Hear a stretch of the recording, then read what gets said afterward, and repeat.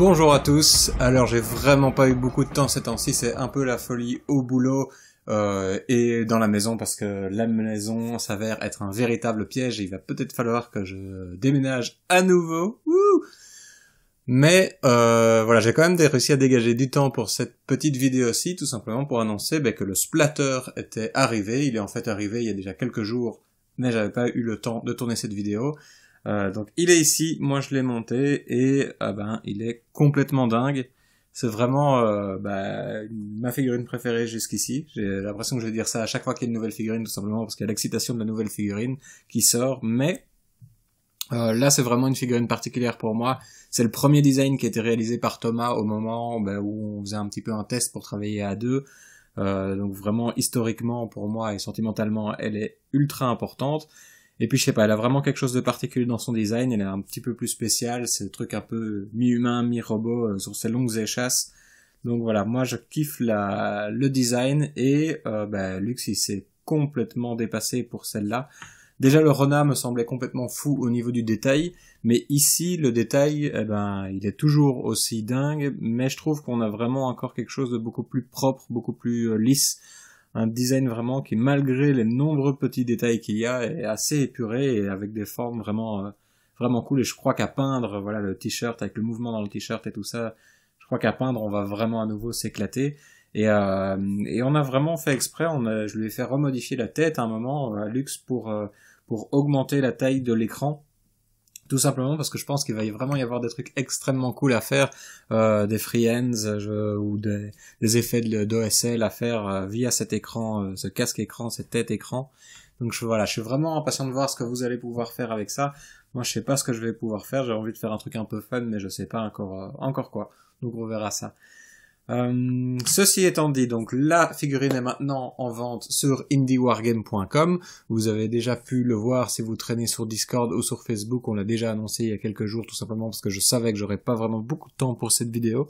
Donc la figurine est en vente. Vous pouvez l'obtenir indépendamment ou dans le pack fondateur. En parlant d'obtenir une figurine indépendamment, il y a un tout petit changement au niveau des prix.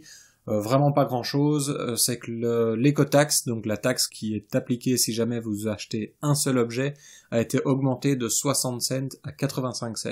Bon, ça change absolument pas grand chose pour vous, j'imagine que l'un comme l'autre c'est pas super dissuasif, moins d'1 € comme taxe. Pourquoi j'ai fait ça? Tout simplement parce que je me suis rendu compte que Stripe, donc Stripe c'est la société qui gère toutes les transactions en ligne et qui prend forcément un petit pourcentage sur les ventes. Voilà, je pensais qu'il prenait 1,4% sur les ventes, ce qui est vraiment assez négligeable et donc je me suis pas vraiment occupé pour calculer mes prix de figurines. En fait c'est 1,4% plus 25 cents.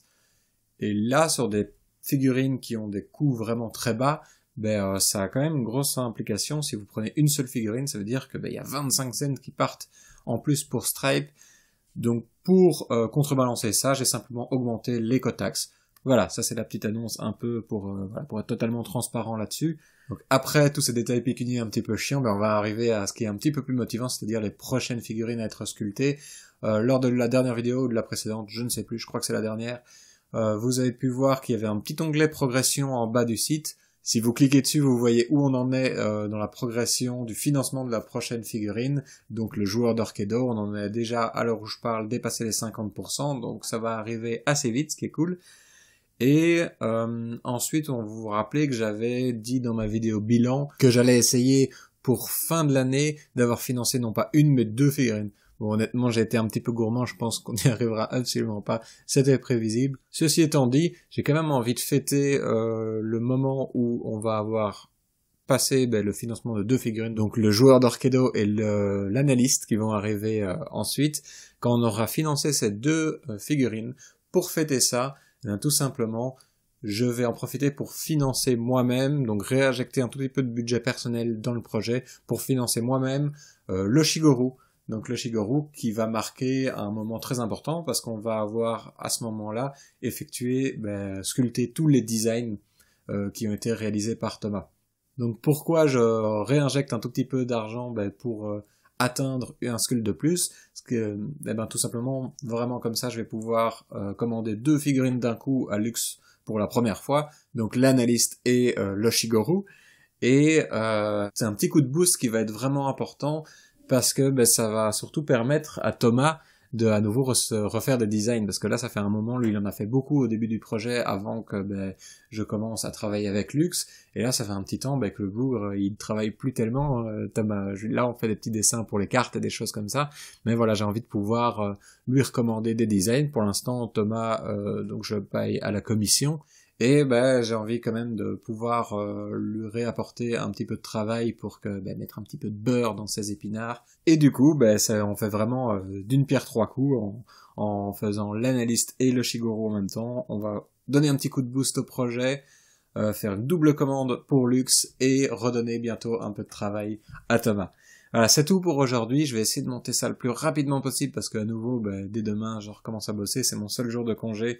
Et je vais peut-être devoir faire un petit peu de montage nocturne afin de terminer cette vidéo, mais j'ai vraiment envie qu'elle sorte le plus rapidement possible.